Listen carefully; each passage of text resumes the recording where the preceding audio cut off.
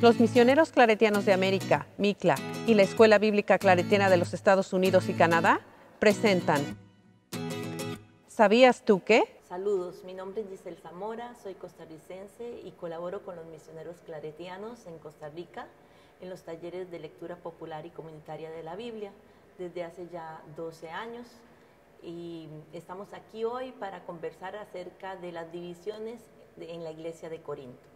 ¿Está dividido Cristo?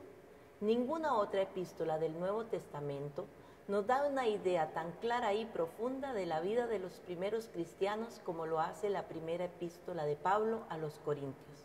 Las creencias, la moral y la organización de la iglesia de Corinto aparecen claramente reflejadas en sus páginas.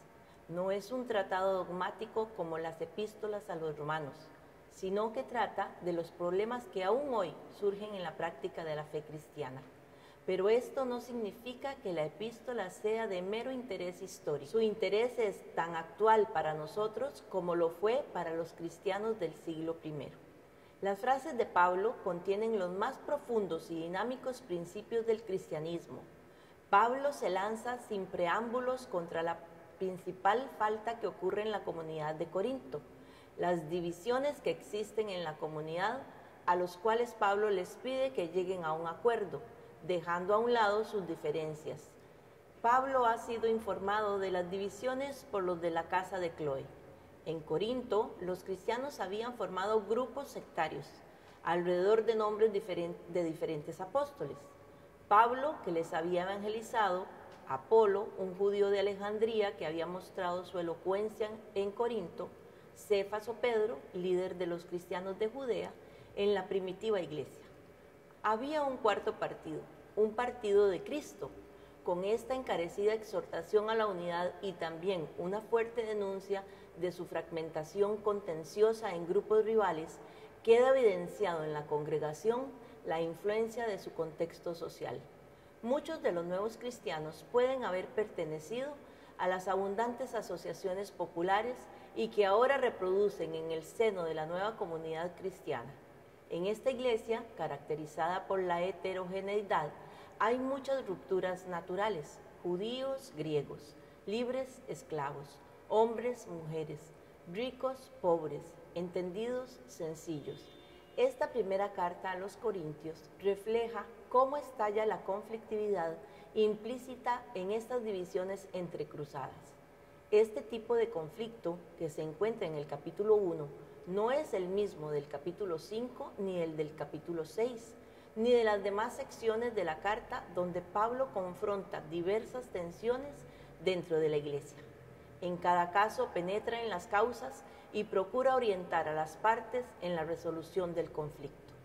Pablo irónicamente pregunta cómo los cristianos, que son todos unos en Cristo, pueden tolerar tales divisiones. Cristo murió por todos y en su nombre fueron bautizados, no en el de un apóstol. Se alegra de no haber bautizado a muchos de ellos, de forma que no pueden recurrir a esto en apoyo de su error. Las contiendas o discordias en la congregación han tomado la forma de grupos rivales que usan como consigna los nombres de algunos líderes de la iglesia. El recurrir a una personalidad apostólica probablemente refleja la orientación teológica de cada grupo. El que se denomina de Apolo se inclinaría por la sabiduría filosófica vista en este elocuente predicador de tradición alejandrina. Aunque otro grupo se denomina de Pablo, Pablo mismo no ve en Apolo un rival, sino que lo estima como colega. Es evidente que los grupos rivales no los organizan las personas cuyos nombres aparecen asociados con ellos. El hecho de que solo algunos miembros de la iglesia profesan lealtad al grupo de Pablo implica que él no goza de plena aceptación en la iglesia que ha fundado. Al contrario, hay cierta oposición a Pablo, como él mismo revelará en su vehemente defensa de su autoridad apostólica. La elección del nombre Cefas por parte de otro sector probablemente refleja un apego a la tradición judía.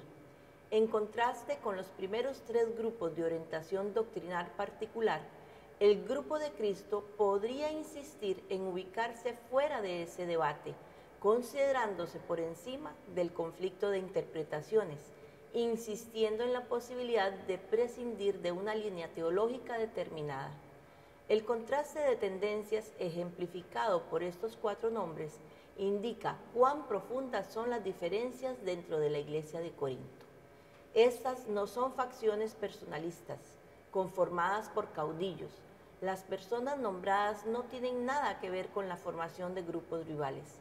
Estos se caracterizan más bien por posturas encontradas en cuanto a la comprensión de la fe, y estas posturas tienen distintas implicaciones para la práctica cristiana, tal como se palpa a través de toda la carta en la discusión sobre los problemas en la iglesia.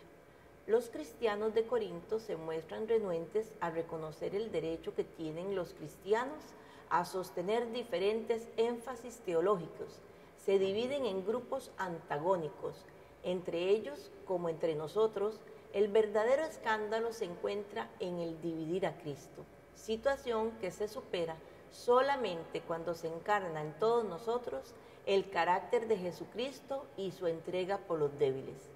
Con una explosión de preguntas retóricas destinadas a provocar una repentina toma de conciencia, Pablo confronta a los corintios con el absurdo que se esconde en el fondo de sus divisiones. Su fe no se fundamenta en la persona de su apóstol y fundador.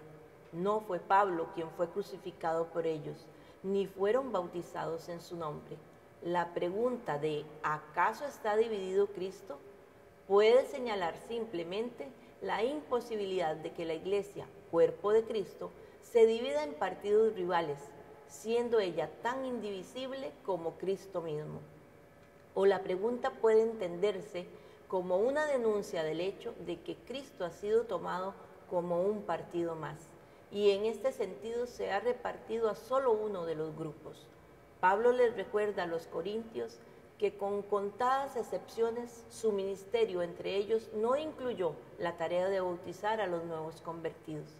En vista de que han surgido diferentes grupos, da gracias a Dios por este hecho. No debemos aceptar divisiones entre nosotros. En nuestras congregaciones y comunidades pueden surgir divisiones a causa de opiniones diferentes. Estas divisiones dependen mucho de la aceptación. Si los cristianos consideráramos estas divisiones inaceptables, seríamos más flexibles, conscientes y respetuosos de las opiniones de los demás. Estaríamos más dispuestos a acercarnos unos a otros con amor y a resolver diferencias en maneras que no hicieran daño a nadie, considerándolas contrarias a la voluntad de Dios. Si lo hacemos así, recuperaremos el deseo de trabajar juntos, eliminando divisiones, trabajando unidos por un bien común.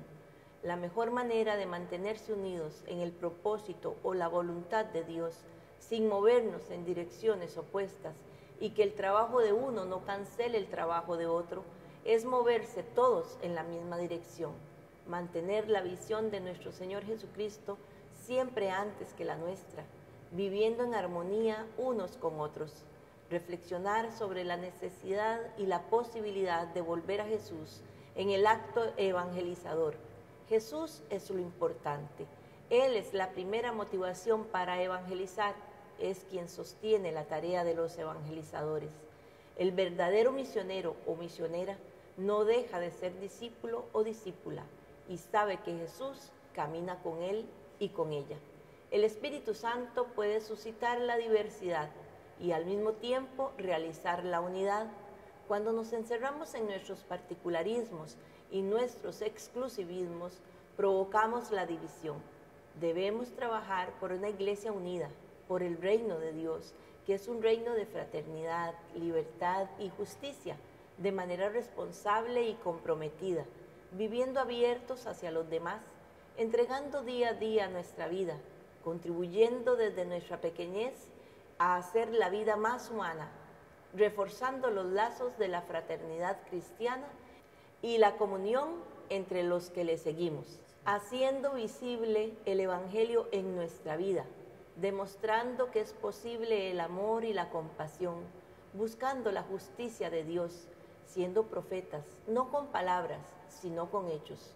Nosotros solo prestamos un servicio en el nombre de Jesucristo, el Señor, es Cristo Jesús. Él es el centro.